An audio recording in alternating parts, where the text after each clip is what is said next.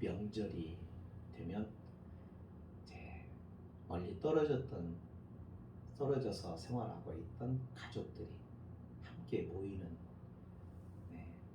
그런 날이에요. 그래서 만나서 지난 이야기도 하고 또 그동안 못 봤던 얼굴 보면서 즐거움을 나누고 음식을 나누고 함께 시간을 보내고 또 같이 자고 그러면서 많은 얘기들을 나누죠. 그런데 그 이야기 가운데 우리는 가끔씩 이렇게 보면은 자랑거리를 이렇게 내려놓을 때가 있습니다. 있잖아, 우리 아들이 지난번에는 너무 감동을 주는 거 있지. 그러면서 기뻤던 일도 이야기하고 행복했던 것도 말하고 좋은 학교에 지나간 것도 나오고 자랑들이 여러 가지가 나와. 그러니까 한 사람이 시작이 되면은 하나씩 생각이 나는 거예요. 그냥 하고 싶은 그 자랑들이 많아지니까 또 기쁨도 있고요.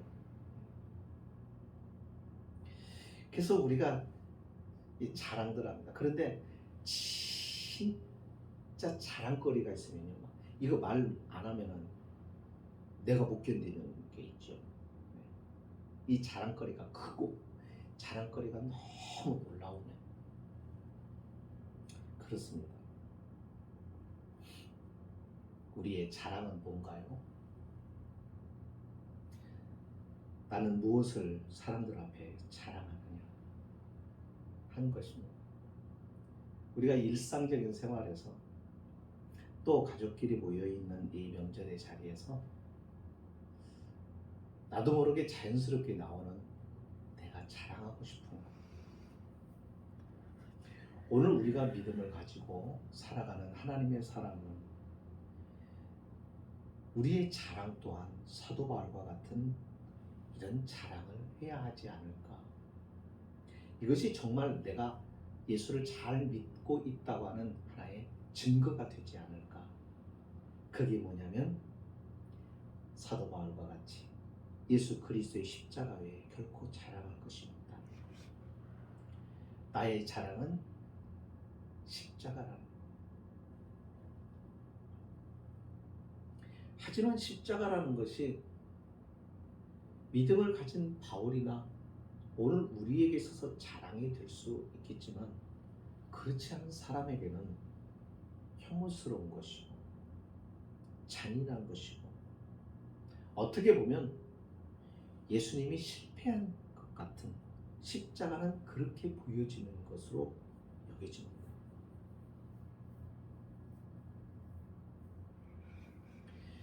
그런데 우리에게는 다르다는 것이죠. 왜 다를까? 왜 우리는 십자가 자랑인가? 왜 자랑이 되어야 하는가? 왜 바울은 내게는 우리 주 예수 그리스도의 십자가 외에는 결코 자랑할 것이 없다. 나는 자랑거리가 딱 하나밖에 없는데 그 하나 유일한 것이 그리스도의 십자가다. 이렇게 말하는 겁니다. 우리 자랑거리 많아요. 찾아보면 많아요. 말 않고 있다가 누군가가 자랑을 하게 시작하면 자랑거리가 생각이 나요. 그래서 말하게 돼요. 그런데 바울은 결코 자랑할 것이 하나밖에 없다는 거예요. 십자가. 예수를 잘 믿는 게 그거 같아요. 무엇을 하든지 어디에 있든지 어떤 자리에 위치해 있든지 어떤 모임이든지 그곳에서 주님을 생각하고 주님께 감사하고 주님을 바라보는 거죠.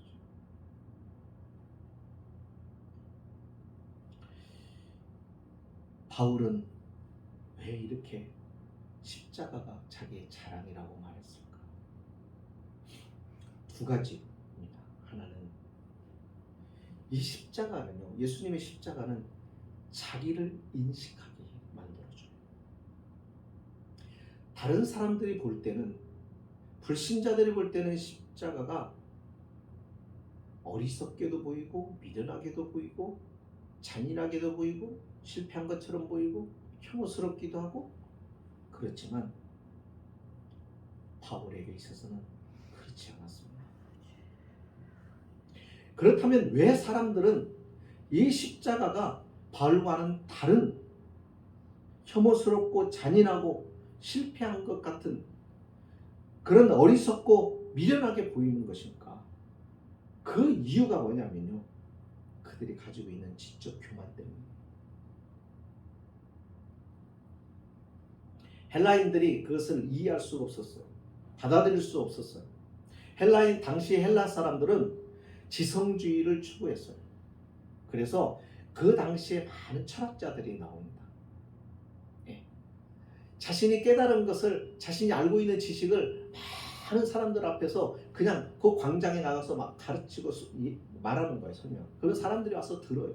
그래서 나도 어떻게 저런 놀라운 것을 알았을까? 어떻게 저런 생각을 할까? 그래서 막 부러워하면서 자신들도 그런 지성의 풍부한 지식을 갖고 싶어하는 사람들로 가득했어요. 그래서 지성주의를 추구했어요.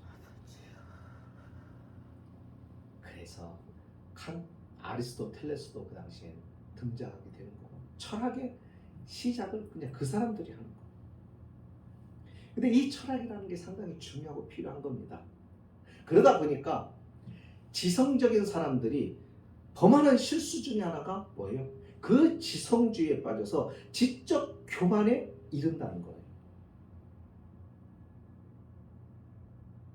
그러면 신앙생활은 어렵습니다. 어려워. 그러니까 신앙생활은 끝까지 겸손해야 돼요. 낮아져야 돼요. 그리고 자신은 무지한 자인 줄 알고 그 무지한 나에게 하나님의 자비와 긍휼을 구하면서 하나님의 지혜에 자꾸 가까이 가려고 해야 돼요. 그렇지 않으면 볼 수가 없어요. 진리를 볼 수가 없게 돼요. 또 이 사람들은 두 번째로 영혼에 대한 진지한 생각이 없었어요. 오늘날 사람들이 왜 신앙에 대해서 관심이 없을까? 여러 가지 이유가 있습니다. 뭐 교회가 실망을 끼쳤다느니 여러 가지 이유가 있겠지만 그러나 가장 중요한 것은요. 관심이 없는 것. 사람이 힘들면 그 힘든 것 때문에 관심을 갖기 시작해요. 그런데 요즘에는 너무 편해요. 생활이 편리해요. 너무 편리해요. 그러다 보니까 그 영혼에 대한 생각을 안 해요. 요즘에는요 진지한 생각도 원하지 않아요. 그래서 생각에 깊이 들어가는 사람들이 없어요. 그냥 어떤 강연을 들어도 그냥 살짝 자기들 기쁘게 하거나 막 즐겁게 하거나 막 그런 쪽의 강의들을 찾지 깊이 파고들어 이런 걸 다 원하지 않는 거예요. 그러니까 진지한 것 자체를 교회 와서 말씀을 들으면 진지해지는 거예요. 다 이건 진지한 거. 왜요? 중요한 것이 깊이가 있기 때문에. 그런데 사람들은 이걸 원하지 않아요. 성도들 가운데도 그런 분들이 참 많아요. 말씀에 깊이 들어가기를 원하는 사람들이 없어요. 깊은 진리의 샘을 팔려고 하는 사람은 없어요. 힘이 들어요. 그냥 편하게. 그렇게 하다 보니까 십자가의 그 고민은 싫은 거예요. 세 번째, 이 사람들이 왜 십자가에 대해서 이렇게 자꾸 회피하고 무시하고 그러냐면 비상식적이기 때문에.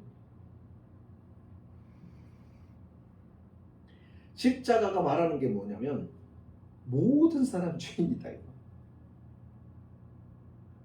뭔 소리야? 난 도덕적으로 깨끗한데 저 사람은 다른 사람 몰라도 저 사람 깨끗해. 저 사람은 죄인이라고? 저 사람도 죄인이라고? 인정할 수가 없는 거예요. 그리고 나보고 죄인이라고 그러니까 이걸 받아들일 수가 없는 거예요. 상식적이지가 않은 거예요. 이런 것에 대하여 이미 성경은 예고했어요. 하나님은 이사야 선지자를 통해서 이사야 53장에서 그런 얘기를 하셨어요. 십자가의 고난이 이방인은 물론이지만 이스라엘 백성에게조차도 오해되고 버림받을 것이다 그랬어요. 그러니까 이 십자가를 받아들이고 기뻐하고 자랑을 한다는 것은요, 기적적으로 그 사람이 완전히 사고의 틀, 기본 상식의 틀이 바뀌어지지 않으면 할 수 없는 일입니다. 그러니까 이것은 세상의 어떤 학문과 지식과 배움으로서도 바뀌어줄 수 없는 거예요. 그 십자가에 대하여 자랑이 되고 기쁨이 되고 하려고 하면은 나라고 하는 속사람이, 나라고 하는 본질이 바뀌어지는 역사가 있어야 그게 가능하죠. 그래서 십자가는 우리가 죄인임을 먼저 깨닫게 한다는 거예요. 십자가를 만나기 전까지는 어느 누구도 스스로 죄인이라고 고백하는 사람이 없습니다.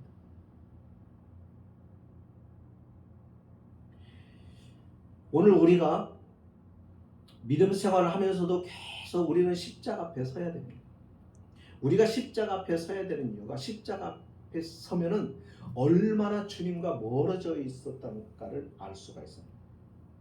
나는 나름대로 믿음 생활을 잘하고 내가 열심히 빠지지 않고 모든 교회 프로그램에 다 참석을 하고 그랬는데, 그럼에도 불구하고요, 우리가 십자가 앞에 나를 세우면 내가 그 십자가의 주님 앞에서 얼마나 멀리, 얼마나 방향이 틀어져 있는가를 알게 돼요.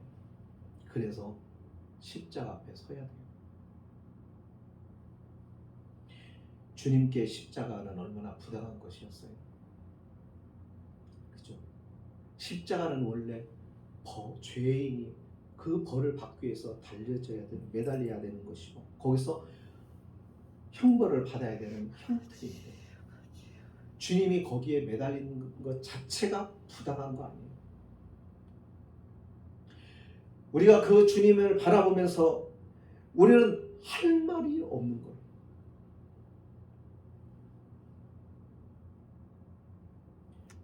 딱 한 가지 깨닫는 것밖에. 그게 뭐냐면 내가 그 주님의 십자가로 죄 용서 받았다는 것. 아, 나는 죄인임을 깨닫는 것, 그 죄인임을 깨닫는 것, 그거 말고는 우리가 할 수 있는 게 아무것도 없음을 압니다. 현재 저와 여러분이 누리고 있는 하나님의 자녀라고 하는 이 특권은 어디서 온 거예요? 우리 주님의 십자가에서부터 온 것입니다. 그러니까 바울은 십자가를 자랑합니다.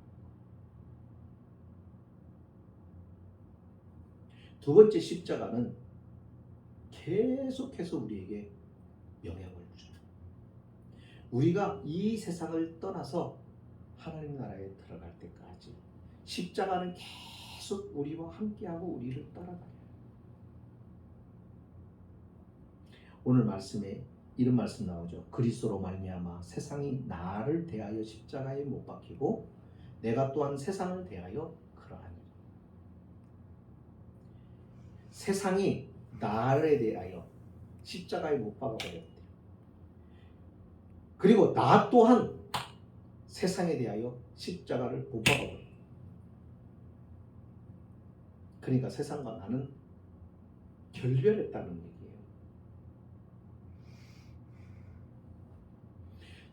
우리가 세상에 살고는 있지만, 그러나 세상의 풍습과 세상의 생각의 흐름과 어떤 문화와 이런 것과는 별개로 살아간다는 것이죠. 다른 삶을 산다는 것. 그러니 쉽지 않죠, 믿음 생활이.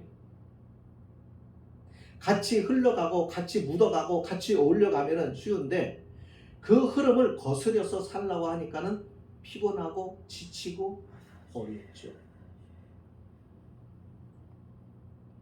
이게 뭐예요? 생명이 있는 거죠. 하나님의 시각으로 볼 때 내 안에 생명이 있기 때문이에요. 생명이라는 것이 그거예요. 생명은 거스려 올라가려고 하는 그 본능이 있어요. 그렇죠? 우리가 냇물이 이렇게 시내가 흐르고 있는 곳에 가보면 물고기들이 모여 있는 걸 봅니다. 그 물고기들이 둥둥 떠내려가는 것은 죽은 것밖에 없어요. 생명이 없는 거죠. 세상은 계속 흐르는데 어디로 흐르느냐면 지옥으로 흘러요. 모든 문화나 사상이나 이것들이 전부 지옥이라고 하는 것을 향해서 흘러가요. 왜요? 오염됐으니까. 거기에서 하나님이 우리에게 생명을 주신 것은 십자가를 통해서 우리에게 생명을 주신 그 생명 가지고 어떻게 하는 거예요? 거슬려서 그 생명의 가진 자의 특권을 누리라는 거예요. 그래서 생명은 많은 도전을 받아야 돼요. 사람이 태어나서 자라고 성년이 되고 인생을 살아가는 인생이 끝나는 그 순간까지 편하고 순탄합니까? 그렇지 않습니다. 그냥 도전이고 사는 것이 선택이고 그 선택에 대한 책임을 져야 되고 산 넘으면 또 너머에 산이 있고 강을 지나면 또 너머에 또 강이 나타나고 그 강을 다 지난가 싶었더니 바다 같은 곳이 또 나타나서 사람을 절망하게도 하고 힘들게도 하고 그러지 않습니다. 왜요? 차라리 그래서 사람들이 이 삶을 살아가는 것이 힘들고 어려우니까 어떻게 해요? 포기를 하려고 그러잖아요. 예수 안에서 하나님이 주신 이 생명, 십자가를 통하여 우리에게 주신 이 영원한 생명을 가지고 있는 한 우리는 부대낄 수밖에 없는 거예요. 이것이 정상인 거예요. 이것이 생명을 품고 있는 자의 특권인 거예요. 근데 우리는 이것을 특권이라고 생각을 안 해요. 힘들다고만 여기죠. 죽은 자에게 고통이 없어요. 죽었기 때문에 산 자가 많이 고통을 알아요. 느끼는 거예요. 그러니까 우리는 그 고통만 생각하면 안 돼요. 내가 생명이 있고 살아있고 내가 느낄 수 있도록 내가 지금 생존해 있기 때문에 내가 고통을 받고 있다고 하는 것을 알아야 돼요. 그것은 무슨 얘기예요? 생명을 주신 분에 대하여 내가 무엇을 해야 된다고 하는 사명이에요? 고통을 이겨내고 싸우고 견뎌내야 된다는 거예요.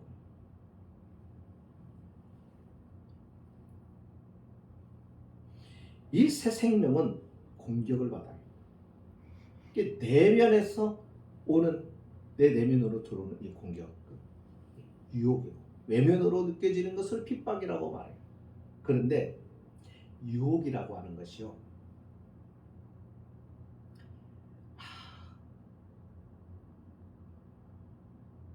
이 유혹이라고 하는 것은 세상이 우리에게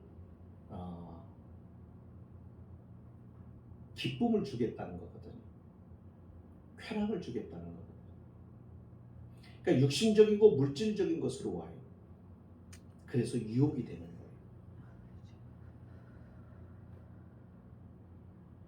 우리가 이 유혹을 이겨낼 수 있는 것, 이 유혹과 맞설 수 있는 것은 오직 그 유혹을 이길 수 있는 힘을 가지고 있는 생명을 가지고 있을 때 가능해요.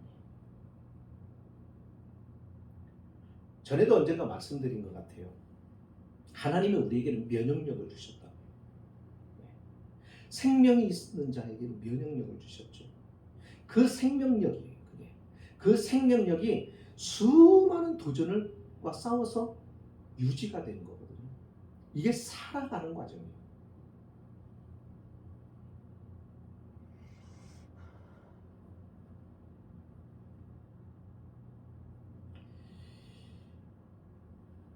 우리가 십자가에서 죽으신 예수님과 연합을 할 때 우리 안에 중요한 일이 일어납니다.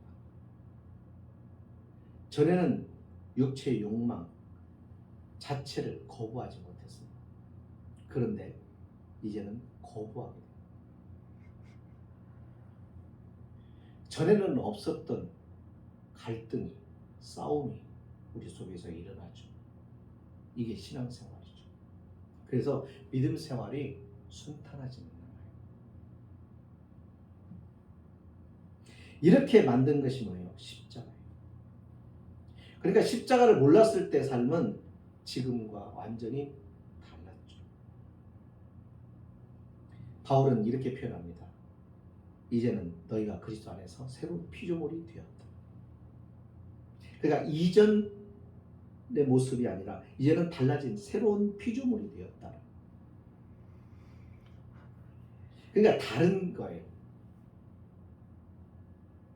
그러니까 다르니까 다른 삶을 살아야죠. 달라졌는데도 달라진 삶을 살지 않으면 안 되는 거죠.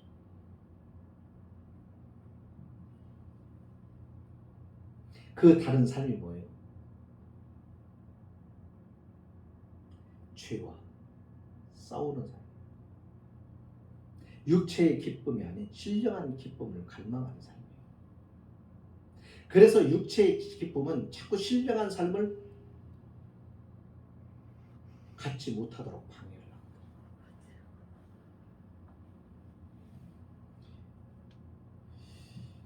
신령한 기쁨은 십자가를 통해서만 얻을 수 있어요.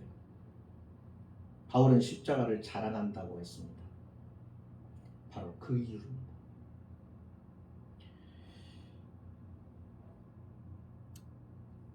십자가는 우리가 왜 매일 십자가 앞에 서야 되느냐면 우리가 십자가 앞에 섬으로 우리의 영적인 시력이 우리의 시각이 뚜렷하게 나와 하나님을 보게 돼요. 나와 하나님을 선명하게 보게 만드는 것이 어디예요? 십자가예요. 그래서 우리는 십자가를 중요하게 생각합니다. 그리고 십자가를 사랑하는 것. 십자가가 때로는 힘들고 어렵지만은 그러나 그 십자가를 통해서 우리는 많은 것을 얻기 때문이에요. 예수님을 믿는다는 것이 뭘까요?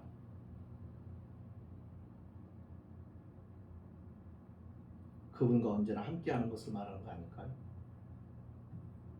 어디서나 어떤 형편에서나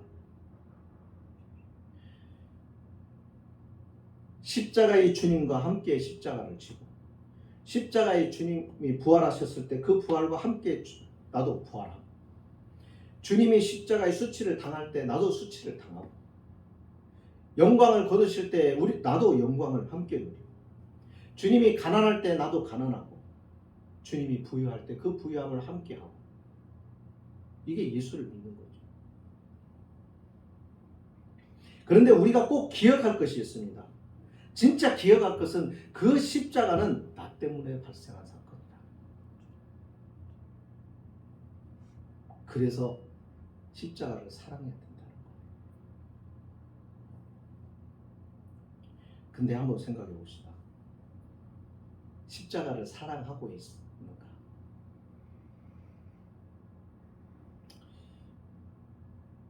그리스도인이라는 이름의 또 다른 설명은 십자가를 사랑하고 자랑 삼는 사람들, 그리스도인이죠. 이들은 사람들은 십자가만 붙들고 십자가 안에서 살려고 합니다. 이게 그리스도인입니다.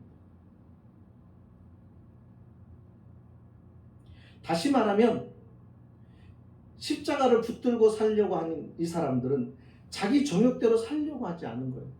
십자가를 붙드는 이유는 왜 그래요? 하나님의 뜻에 따라 살도록. 그 십자가가 뭘 의미하는지를 아니까.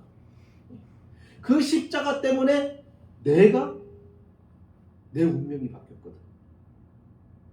그래서 그 십자가 때문에 그 십자가를 통하여서 우리가 나를 버리는 겁니다. 나의 욕망을, 나의 하고자 하는 것들. 우리가 할 수 있고 원하는 일들이 많이 있습니다만 그 모든 것들이 나를 유익하게 하는 것들은 아니에요. 원하는 거 많죠. 바라는 거 많죠. 이건 이렇게 했으면 좋겠고 저건 저랬으면 좋겠고 그런데 그것이 나를 유익하게 하는 게 아니라는 거예요. 그래서 성경에서도 모든 것이 가나 모든 것이 유익한 것은 아니다라고 말하죠. 우리는 나의 유익을 위해서 살아가는 게 아니에요. 여러분 십자가를 진다고 했을 때 어떤 사람들은 이 십자가가 자기를 위해서 지는 건 줄 알아요. 내가 지는 것은요 짐이에요. 내가 지는 것은 내가 져서 그 것으로 해서 내가 이득을 얻는다면 그거는 훈련이에요. 연단이에요. 십자가가 아닌 거예요. 십자가는 나를 위해서 지는 것이 아니에요. 다른 사람을 위해서 지는 거고. 주님이 나를 위해서 십자가를 졌으니까 이제는 우리는 어떻게 해서 주님을 위해서 십자가를 지는 거예요. 그런데 우리는 십자가가 부담스러워. 솔직히 얘기해보면 부담스러워요. 그죠? 저도 그래요. 그래서요. 우리의 힘으로 우리의 의지로 나의 결심과 결단으로 이게 십자가를 지고 갈 수 있는 게 아니란 말이에요. 하나님의 능력이 임해야 돼요. 하나님의 은혜의 능력이 내게 임해야 돼요. 그래야 그 힘으로 주님이 공급해 주시는 능력으로 그 공급해 주시는 지혜로 그것을 지고 가는 거예요.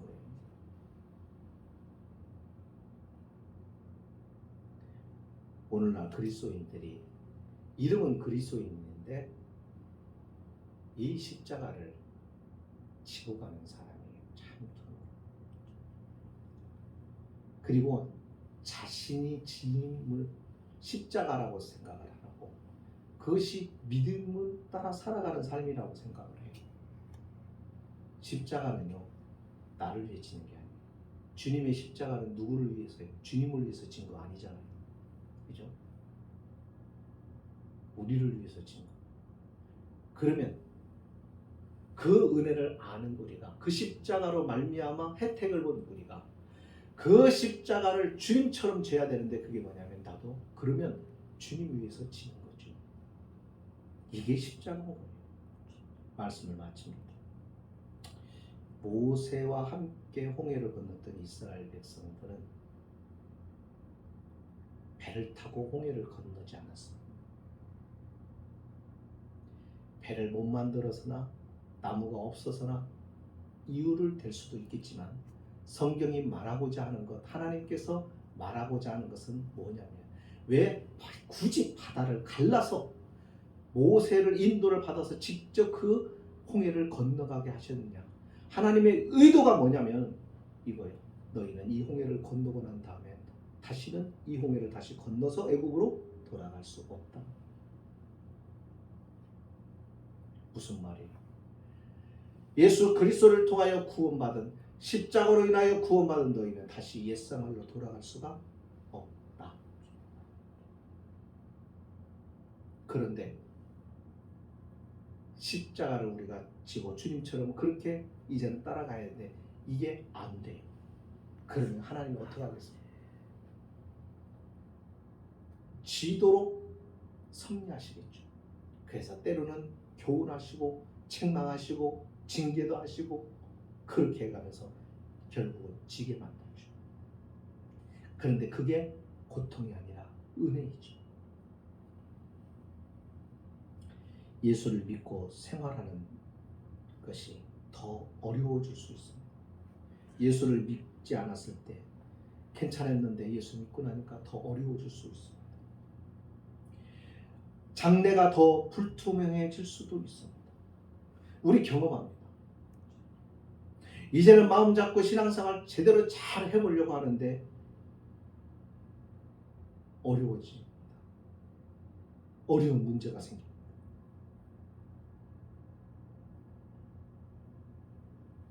하지만 분명한 것은 다시는 우리는 그렇다고 해서 과거로 돌아갈 수가 없습니다.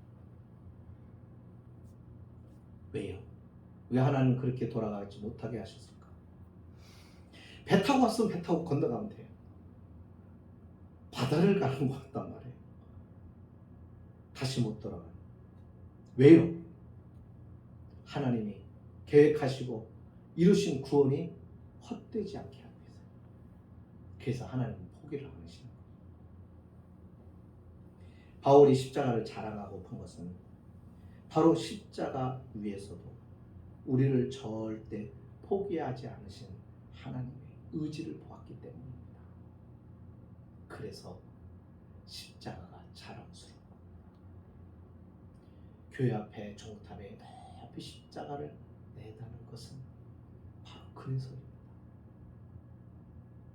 오늘 우리는 십자가가 자랑스러운 거예요. 나의 믿음의 생활이라고 하는 지난 생활 속에서 나는 십자가가 자랑이 되었나? 우리 자신을 돌아보고 그렇지 못하였다고 한다면 이제부터라도 남은 인생을 살아가는 그날까지 주님이 내 영혼을 부르시는 그날까지 나의 유일한 자랑이라고 한다면 그것은 우리의 자녀도 아니고 우리의 손자도 아니고 우리의 가족도 아니고 그 어떤 것도 아니고 나의 유일한 진정한 자랑은 그리스도의 십자가, 그 십자가가 자랑이 될 수 있도록 하면서 살아야 할 줄로 믿습니다. 그것이 오늘 우리가 주님 앞에서 받은 은혜와 사랑에 합당한 열매를 맺는 자의 모습입니다. 바울과 같이 십자가가, 그리스도의 십자가가 우리의 자랑이 될 수 있기를 주의 이름으로 축복합니다. 기도하십니다.